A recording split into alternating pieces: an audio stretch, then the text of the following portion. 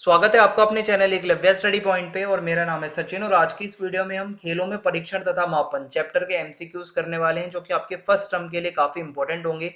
Video को start करते हैं। आप इंस्टाग्राम पे मुझे फॉलो कर सकते हैं, अपनी प्रॉब्लम्स आके बता सकते हैं। मेरा यूजर नेम आपकी स्क्रीन पे है, कोई भी डाउट हो आप आके मुझसे पूछ सकते हैं। टेलीग्राम ग्रुप अगर आप ज्वाइन करना चाहते हैं तो टेलीग्राम ओपन करना है आपको, क्लास के लिए एसपी न्यू ग्रुप सर्च मारना है। वहाँ पे 12,000 से ज्यादा स्टूडेंट्स ऑलरेडी ज्वाइन कर चुके हैं, तो आप भी ग्रुप को जरूर ज्वाइन करें। वेबसाइट पे आपको नोट्स दे दिए गए हैं www.eklavyastudypoint.com। आप जाके नोट्स को पढ़ सकते हैं। ठीक है, आगे बढ़ते हैं। अब हम आज का हमारा पहला प्रश्न है, किसी खिलाड़ी से संबंधित सूचना तथा आंकड़े एकत्र करने की विधि को हम क्या कहते हैं? मापन, परीक्षण, ए तथा बी दोनों, या इनमें से कोई नहीं? तो सही आंसर होगा परीक्षण। ठीक है। दूसरा प्रश्न है अब यहाँ पे, खिलाड़ी की शारीरिक क्षमताओं और योग्यताओं के मूल्यांकन के लिए प्रयोग में लाए जाने वाली विधि को हम क्या कहते हैं? परीक्षण, मापन, व्यायाम, या इनमें से कोई नहीं? तो सही आंसर होगा मापन। ठीक है, ऑप्शन बी। तीसरा प्रश्न है, निम्न में से कौन सी विधि गामक पुष्टि परीक्षण में नहीं अपनाई जाती? सिट एंड रीच परीक्षण, 600 गज दौड़, 50 गज दौड़, या मेडिसिन बॉल थ्रो? तो सही आंसर यहाँ पे जो है हो जाएगा मेडिसिन बॉल थ्रो। ठीक है, ये अलग ही है। चौथा प्रश्न है, कमर के निचले भाग तथा कूल्हों के क्षेत्र के मांसपेशियों की लचक को मापने के लिए कौन सा परीक्षण किया जाता है? 600 गज दौड़, 50 गज दौड़, सिट एंड रीच परीक्षण, या इनमें से कोई नहीं? तो सही आंसर होगा सिट एंड रीच। बैठा के देखा जाता है कितनी लचक है, ठीक है, आपकी मांसपेशियों के अंदर निचले भाग में। पांचवा प्रश्न है, पार्शियल कर्लप परीक्षण होता है किस लिए? पैरों की शक्ति मापने के लिए, उदर की शक्ति मापने के लिए यानी कि पेट के आसपास, त्वरण शक्ति मापने के लिए, या उपरोक्त सभी? तो पांचवे का सही आंसर हो जाएगा ऑप्शन बी, उदर की शक्ति को मापने के लिए। छठा प्रश्न है, संशोधित पुशअप्स निम्न में से किसके लिए होती हैं? संशोधित पुशअप्स तो ये लड़कियों के लिए होती है, हम सभी जानते हैं। सातवां प्रश्न है, लड़कों के लिए मेडिसिन बॉल का वजन क्या होता है? 5 किलोग्राम, 10 किलोग्राम, 3 किलोग्राम, या 5 किलोग्राम? ये सॉरी डबल डबल बार रिपीट हो गया है, तो सही आंसर ऑप्शन सी होगा पर इसका 3 किलोग्राम। जिगजैग दौड़ में परीक्षार्थी से कितने चक्कर लगवाए जाते हैं? तो 3 चक्कर लगवाए जाते हैं, ऑप्शन बी सही हो जाएगा। नौवां प्रश्न, हृदय वाहिका की पुष्टि के लिए निम्न में से कौन सा परीक्षण करवाया जाता है? तो medicine ball throw, Harvard step परीक्षण, जिगजैग रन, या इनमें से कोई नहीं? हार्वर्ड स्टेप परीक्षण करवाया जाता है। 10वां प्रश्न, ऑक्सीजन के अधिकतम आयतन के विकास को जांचने के लिए निम्न में से कौन सा परीक्षण कराया जाता है? रॉकपोर्ट 1 मील परीक्षण, हार्वर्ड स्टेप परीक्षण, 500 गज दौड़, या इनमें से कोई नहीं? तो 10वें का सही आंसर ऑप्शन ए हो जाएगा, रॉकपोर्ट 1 मील परीक्षण।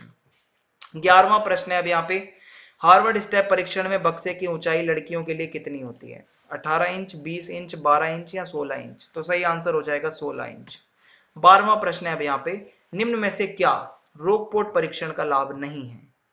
काफी सरल होता है, कम उपकरण की आवश्यकता, कम खर्चीला, या इनमें से कोई नहीं? तो 12वें का सही आंसर ऑप्शन सी होगा, ये कम खर्चीला होता है, ये इसका कोई लाभ ऐसा नहीं होता। ठीक है। 13वां प्रश्न है, रिकली तथा जोन्स वरिष्ठ नागरिक पुष्टि परीक्षण या वरिष्ठ नागरिक परीक्षण को विकसित कब किया गया? 2002 में, 2003 में, 2001, या 2000 में? तो सही आंसर ऑप्शन सी होगा यहाँ पे 2001 में रिकली तथा जोन्स द्वारा। 8 फुट अप एंड गो परीक्षण का मुख्य उद्देश्य क्या होता है? क्रियात्मक पुष्टि को मूल्यांकन करना उसकी, ठीक है, चलते समय गति तथा संतुलन का मूल्यांकन, शरीर के निचले भाग की लचक का मूल्यांकन, या ऊपरी भाग की शक्ति का मूल्यांकन? तो इसका 14वें का सही आंसर ऑप्शन बी होगा, चलते समय, वॉकिंग, वाइल वॉकिंग। ठीक है, देखना कि क्या गति है और संतुलन बैलेंस क्या है। 15वां, चेयर स्टैंड परीक्षण का मुख्य उद्देश्य क्या होता है? वरिष्ठ नागरिकों के शरीर के निचले भाग की शक्ति को मापना, लचक को मापना, ऊर्जा को मापना, या इनमें से कोई नहीं? तो इसका सही आंसर ऑप्शन ए होगा, जो बूढ़े लोग होते हैं वरिष्ठ नागरिक, उनके शरीर की, उसकी बॉडी की जो निचला जो पार्ट होता है, निचले हिस्से की शक्ति को मापना। 16वां, बाजू मोड़ना परीक्षण मुख्य उसका क्या उद्देश्य होता है? ठीक है, तो इसका ऑप्शन सी सही होगा भाई, क्योंकि ए और बी में जो चीजें लिखी हैं वो इसके उद्देश्य ही होते हैं, यानी कि वरिष्ठ नागरिकों के शरीर के ऊपरी भाग की शक्ति का मूल्यांकन करना, शरीर जो वरिष्ठ नागरिक होते हैं उनके शरीर के ऊपरी भाग की सहन क्षमता का भी मूल्यांकन करना। वरिष्ठ नागरिकों के कंधों की लचक के मूल्यांकन के लिए निम्न में से कौन सा परीक्षण किया जाता है? चेयर स्टैंड परीक्षण, बाजू मोड़ने का परीक्षण, बैक स्क्रैच परीक्षण, या इनमें से कोई नहीं? तो सही आंसर हो जाएगा बैक स्क्रैच परीक्षण। 18वां प्रश्न है अब यहाँ पे, वरिष्ठ नागरिकों की कार्यात्मक पुष्टि का मूल्यांकन करने के लिए निम्न में से कौन सा परीक्षण किया जाता है? 6 मिनट चाल, जिगजैग दौड़, हार्वर्ड स्टेप परीक्षण, या इनमें से कोई नहीं? तो सही आंसर होगा 6 मिनट की चाल का परीक्षण। 19वां, किसी खिलाड़ी द्वारा उसके विशिष्ट खेल में प्रभावशाली रूप से प्रदर्शन करने की क्षमता को हम क्या कहते हैं? गामक पुष्टि, सुयोग्यता, योगासन या इनमें से कोई नहीं? तो योगासन इसका आंसर नहीं होगा, इसका आंसर गामक पुष्टि होगा। किसी की भी गामक पुष्टि जो होती है उसको अच्छे से फिर परफॉर्मेंस देने के लिए मदद करती है, वो क्षमता होती है। 20वां प्रश्न है, जोड़ों की गतियों का अधिकतम विस्तार क्या कहलाता है? तो ये लचक कहलाता है भाई, हम सभी जानते हैं, ऑप्शन सी सही हो जाएगा। इसी के साथ वीडियो खत्म होती है, छोटा सा चैप्टर था। चैनल को सब्सक्राइब करना ना भूलें, वीडियो को ज्यादा से ज्यादा शेयर कर दें। जय हिंद, जय भारत, धन्यवाद, थैंक्स फॉर वॉचिंग।